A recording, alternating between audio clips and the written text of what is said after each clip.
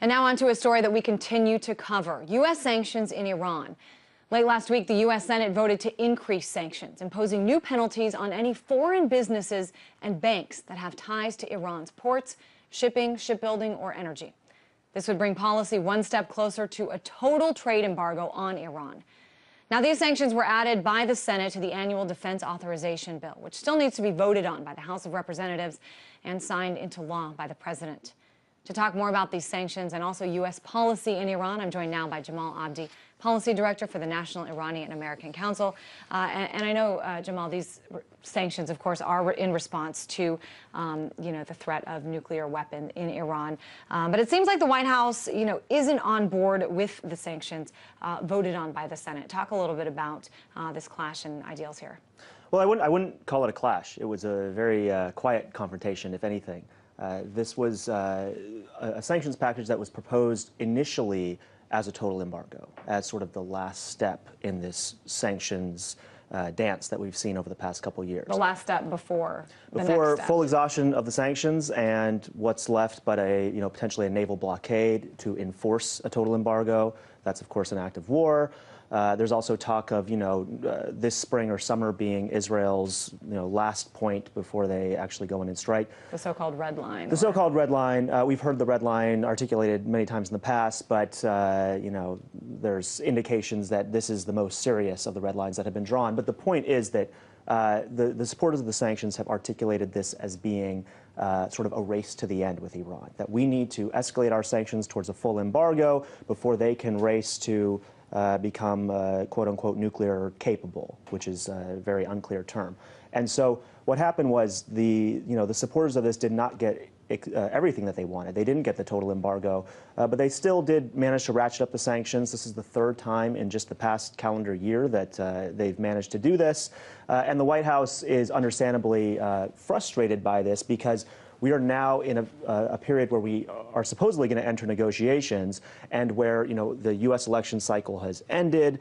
We have a brief period of time before March when the Iranian election cycle begins and they're unable to do anything diplomatically. And so we have this brief window where we need to have serious talks. And there's a sense that Congress is interfering and sort of undermining the president's flexibility by passing yet another round of sanctions that are potentially going to, upset some of the United States' allies in this process. Yeah, and that's what I wanted to talk to you about, because this is not a direct action on Iran. This is a direct action on anyone who does business with Iran. So obviously, in the long run, who does that hurt the most? It hurts Iran. But what about some of these other countries who would be penalized for doing business with Iran? I mean, what are you hearing is their reaction?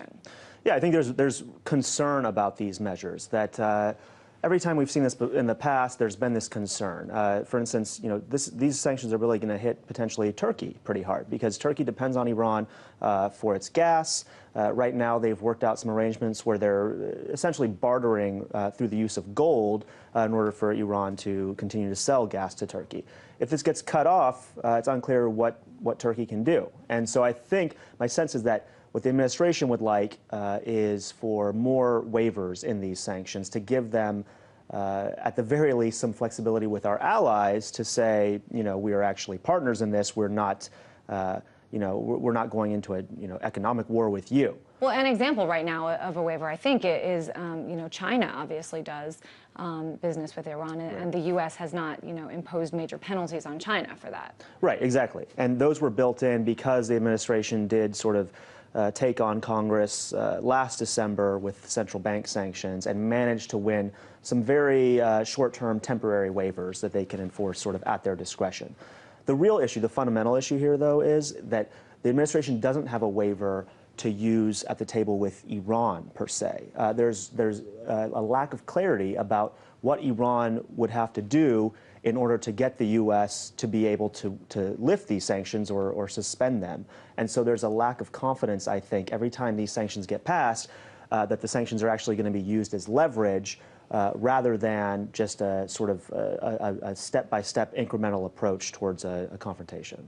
And Jamal, when we talk about sanctions, it's really interesting because this is sort of seen as a non-violent alternative to any sort of military violence, and it's sold to the American people as a way, to show that we're tough, but it doesn't actually, physically hurt anyone. But that's not really the whole story, is it? It's definitely not the whole story. We're seeing now reports of there was a young Iranian kid who died because he couldn't get medicine for hemophilia treatment. And we're hearing about these increased shortages of medicine in Iran because the sanctions are cutting off those imports. So this is having real effects. Now, this is a problem that the drafters of these new sanctions took into account. They acknowledge that they exist, but instead of actually taking action to make sure that our sanctions aren't cutting off medical exports to Iran, instead they said, well, we're going to demand the president give us a report about who is diverting these medical goods from Iranians. Now, that's fantastic if that's what we need to get to the bottom of this, but at the end of the day, if that report actually comes through, if it names Iranian officials, great, let's make sure that's not happening. But we do know that the sanctions are going to be are a main culprit of this, and we're going to have to look in the mirror and say, okay, now what can we do to make sure that we're actually not the ones who are responsible for ordinary Iranians dying because of lack of access to basic medicine? Yeah, absolutely, especially when it comes to young people there. Let's switch gears a little bit because these sanctions aren't the only sort of new policy. There was an article in the Wall Street Journal that talked about the increased use of surveillance drones by the U.S. over Iran. Talk about the impact that has.